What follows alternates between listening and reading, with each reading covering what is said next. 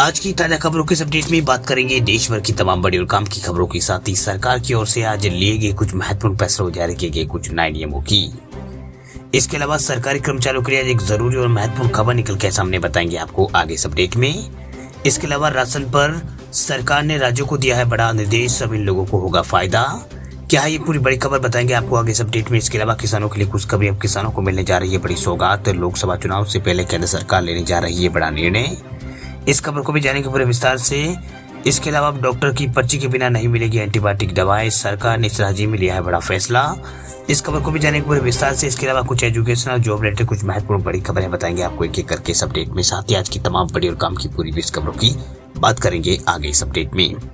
तो बात करते हैं आज की पहली बड़ी खबर की। तो केंद्रीय कर्मचारियों के लिए बड़ी खुशखबरी, अब इनका बड़ा है डीए, सैलरी में होगी बढ़ोतरी। केंद्र सरकार ने कुछ कर्मचारियों के लिए महंगाई भत्ते में बढ़ोतरी का ऐलान किया है। ये महंगाई भत्ता जो है इसकी बढ़ोतरी जो है 1 जुलाई 2023 से प्रभावी होगी। वहीं इन कर्मचारियों के महंगाई भत्ते में जो है 15% से लेकर 18% तक का इजाफा किया गया है, जिससे इनकी सैलरी जो है इसमें बड़ी बढ़ोतरी हो सकती है। हालांकि इसका लाभ उन कर्मचारियों को मिलेगा जो 5वें और 6ठे वेतन आयोग के तहत सैलरी ले रहे हैं। वही वित्त मंत्रालय के बयान के मुताबिक इन कर्मचारियों के डीए में यहाँ पर 6वें वेतन और 5वें वेतन आयोग के तहत यहाँ पर बढ़ोतरी की गई है। 16 नवंबर को जारी ऑफिस मेमोरेंडम में कहा गया है कि डिपार्टमेंट ऑफ पब्लिक इंटरप्राइजेज के कर्मचारियों को महंगाई जो भत्ता है उसका फायदा यहाँ पर मिलेगा। वही ईडी की रिपोर्ट के मुताबिक ऑफिस मेमोरेंडम में कहा गया है कि 6ठे वेतन आयोग के पूर्व संशोधित वेतनमान या फिर ग्रेड वेतनमान पाने वाले पब्लिक सेक्टर के इंटरप्राइजेज के जो कर्मचारी जो है उनके लिए मौजूदा भत्ता जो है 212% से बढ़ाकर 230 कर दिया गया है, जिसका मतलब कर्मचारियों के महंगाई भत्ते में 18% का इजाफा किया गया। ये बढ़ोतरी जो है 2023 यहाँ पर 1 तारीख यानी 1 जुलाई 2023 से प्रभावी यहाँ पर होगी। बात अब करते हैं अगली खबर की। तो फ्री राशन पर केंद्र सरकार ने राज्यों को दिया है बड़ा निर्देश, सब लोगों को होगा फायदा। केंद्र सरकार की ओर से राज्यों को कहा गया है कि प्रधानमंत्री गरीब कल्याण अन्न योजना के तहत निःशुल्क अनाज लेते रहे, क्योंकि केंद्र द्वारा अब इस स्कीम को अगले 5 सालों के लिए बढ़ा दिया गया है। इससे पहले योजना 31 दिसंबर को समाप्त हो रही थी। फाइनेंशियल एक्सप्रेस की रिपोर्ट के मुताबिक खाद्य मंत्रालय द्वारा एफसीआई को संदेश यहाँ पर दिया गया कि अगले आदेश तक खाद्यान्न का निःशुल्क वितरण राज्यों और केंद्र शासित प्रदेशों को करते रहे। वही प्रधानमंत्री नरेंद्र मोदी की ओर से छत्तीसगढ़ की एक चुनावी सभा में दिसंबर 2023 को समाप्त हो रहे फ्री राशन स्कीम को अगले 5 सालों के लिए बढ़ा दिया गया है। सरकार की ओर से एफसीआई को भेजी गई सूचना को स्कीम को 5 वर्षों के लिए आगे बढ़ाने का यहाँ पर इसको पहला कदम यहाँ पर माना जा रहा है। बता दें आपको कि जो नेशनल फूड सिक्योरिटी एक्ट जो है उसके तहत अतिरिक्त फ्री राशन वितरण जो है सरकार का अतिरिक्त जो है 15,000 करोड़ रुपए का खर्च होने की संभावना है। वही एएफसीएसए के तहत जो है यहाँ पर सरकार पहले ही सब्सिडी का अनाज देती है। वह आधिकारिक अनुमान के मुताबिक प्रधानमंत्री गरीब कल्याण अन्न योजना के तहत यहाँ पर करीब जो है 11 लाख करोड़ रुपए की आवश्यकता जो है यहाँ पर होगी, जिसे यहाँ पर तय समय तक चलाने के लिए 11 लाख करोड़ रुपए की आवश्यकता होगी। वित्त वर्ष 2023 जो इसमें एफसीआई की चावल और गेहूं की लागत जो है 39.18 रुपए प्रति किलो और 27.03 रुपए प्रति किलो रहने का अनुमान है, जो कि वित्त वर्ष 2021-22 में चावल की 35 और गेहूं जो है उसका यहाँ पर 27.03 रुपए प्रति किलो रही थी। बात अब करते हैं अगली खबर की। तो अगली खबर है पीएम किसान सम्मान निधि योजना को लेकर बड़ी खबर। देखिए, किसानों को मिलने जा रही है बड़ी सौगात। लोकसभा चुनाव से पहले केंद्र सरकार लेने जा रही है बड़ा निर्णय। लोकसभा चुनाव से पहले केंद्र सरकार एक नया मास्टर स्ट्रोक खेले जा रही है। दरअसल केंद्र चुनाव से पहले जो है सरकार करोड़ों किसानों को खुशखबरी देने जा रही है।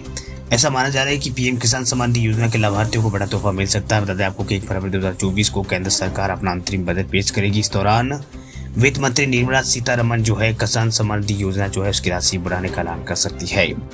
दरअसल केंद्र सरकार की ओर से किसानों को राहत पहुंचाने के लिए कई प्रकार की योजनाएं चलाई जाती है। इसी में से एक पीएम किसान योजना है।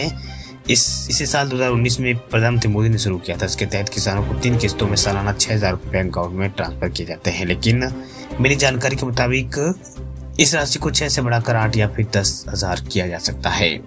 वह इसका उद्देश्य जो है देश भर के सभी भूमिधारक किसान परिवारों की आय को यहाँ पर आय सहायता प्रदान करना है। इसके तहत किसानों को हर 4 माह में 3 किस्तों में 2,000 रुपए करके सालाना जो है 6,000 रुपए दिए जाते हैं।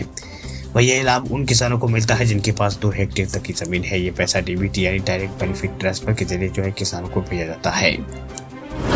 अगली खबर आपको यहाँ पर बताते हैं हम दवाइयों को लेकर बड़ी खबर। देखिए, अब डॉक्टर की पर्ची के बिना जो है आपको नहीं मिलेगी एंटीबायोटिक दवाइयां। इस राज्य में सरकार ने लिया है बड़ा फैसला। सरकार ने जो है एंटीबायोटिक दवाइयों को लेकर बड़ा फैसला यहाँ पर लिया है। दरअसल पश्चिम बंगाल सरकार ने ये फैसला लिया है। दरअसल पश्चिम बंगाल सरकार ने एंटीबायोटिक दवाइयों की बिक्री को लेकर बड़ा फैसला किया है। कहा कि अब बिना डॉक्टर की पर्ची के एंटीबायोटिक दवाइयां पश्चिम बंगाल में नहीं मिलेगी।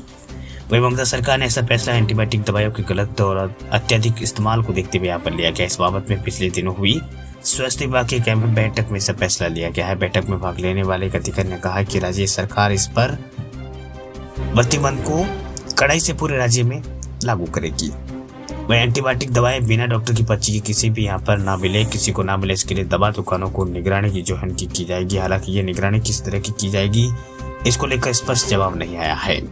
वही मिली जानकारी के मुताबिक लोग जो है एंटीबायोटिक दवाइयों का इस्तेमाल कई बार जरूरत से अधिक कर लेते हैं। ऐसे में वह किसी दर्द या किसी बीमारी को तत्काल निजात यहाँ पर करते हैं, लेकिन इसका उल्टा असर एक समय बाद पड़ना शुरू हो जाता है। तो ये होता है कि कम खर्च में होने वाले इलाज पर भी यहाँ पर अधिक खर्च यहाँ पर होता है। कई बार लोग जो है नशे के लिए भी अलग अलग एंटीबायोटिक दवाइयों का इस्तेमाल करते हैं। इसकी सूचना जो है सरकार को लगातार मिल रही थी। लोगों की इन आदतों को रोक लगाने के लिए पश्चिम बंगाल सरकार ने ये बड़ा फैसला लिया है।